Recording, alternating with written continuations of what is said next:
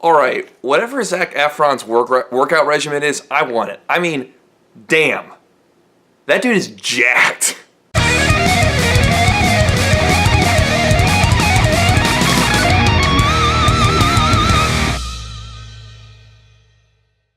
So I saw Baywatch today, and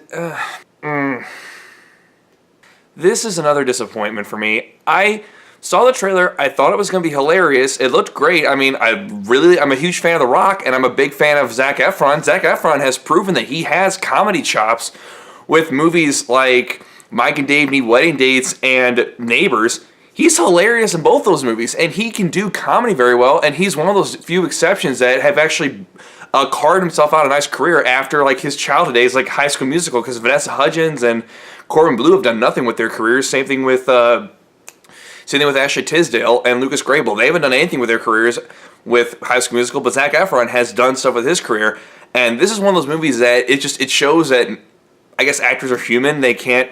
Not every movie they pick is going to be a home run, and this is more like a foul tip. Like, it's not even, I wouldn't even go that way. It's basically a strike. Like, this was a swing and a miss. And I like The Rock. The Rock can be very funny. I mean, he is a solid actor and a very charismatic actor. He has proven that he can act and do well. These two, like, they're the best parts of the movie, but that's really not saying much. This movie, and I'm surprised a lot of critics haven't pointed this out, it was trying really, really, really hard to do what 21 Jump Street did.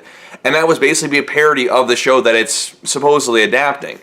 And like, I never watched Baywatch. Baywatch was in the 90s, and I grew up in the 90s, but I was only 9 when the year 2000 hit, so I was too busy watching shows like SpongeBob and Power Rangers and Rugrats and all those cartoons. I was too busy watching that. My dad was a big fan of Baywatch for obvious reasons. I mean, clearly his favorite was obviously CJ for, again, obvious reasons. But I never watched Baywatch, so I don't know what the show is actually like. Now, I do remember glimpses of it that it was like basically lifeguards that were cops. But one of the running jokes in this movie, as Zac Efron keeps saying, is he the only one that thinks that this should be a matter for the police? And it pokes fun at the logic, but the thing is, it's funny at first, but then they drill it into the ground. I'm like, okay, we get it. I get what you're thinking. I get what it is.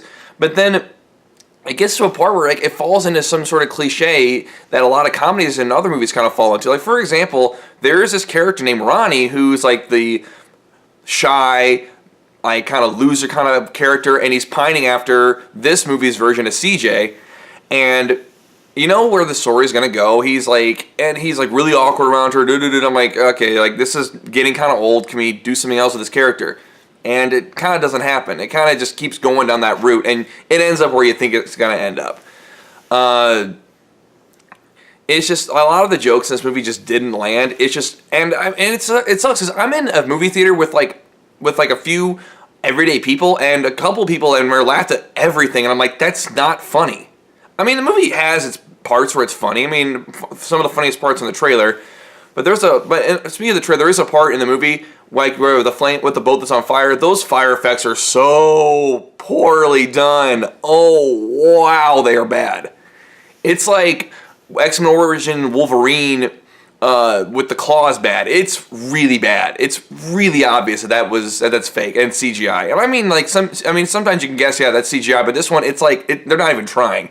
And there's a part where The Rock is underwater, and it's very clear that it's not The Rock, it's CGI. Like I said, it's not the worst CGI in the world, but it's still pretty bad. Now, I said, there are times where I did like the characters. Like, there are character arcs for one person. No one else really has any development, like, at all. But there are some cameos from past Baywatch alum, like David Hasselhoff and Pamela Anderson. But I don't have to say that. It's in the opening credits. Like, they say David Hasselhoff and Pam Anderson. So you know they're eventually going to be in the movie, which kind of defeats the purpose of a cameo if you know they're going to be there. Like, for example, there are cameos in other movies like Power Rangers where some of the original Power Rangers play innocent bystanders, but they don't credit them in the movie, so you don't know that they're going to be there. That kind of adds like, oh, hey, I know that person. But with Baywatch, you know they're going to be there, so what was the point of putting that in the credits? And, like, it's just there. Like I said, there's parts that just aren't funny. like painfully unfunny. I'm like, and it just stretches on and on and on. And I'm like, okay, like come on, like keep it going. And I don't know, it's just it's an okay movie. It's not the worst movie I've seen this year, not by any means.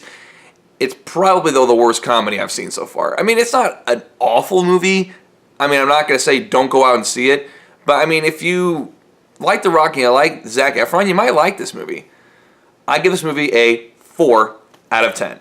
It's just, it suffers from a lot of just unfunny humor. And it's trying way, way, way too hard to be 21 Jump Street.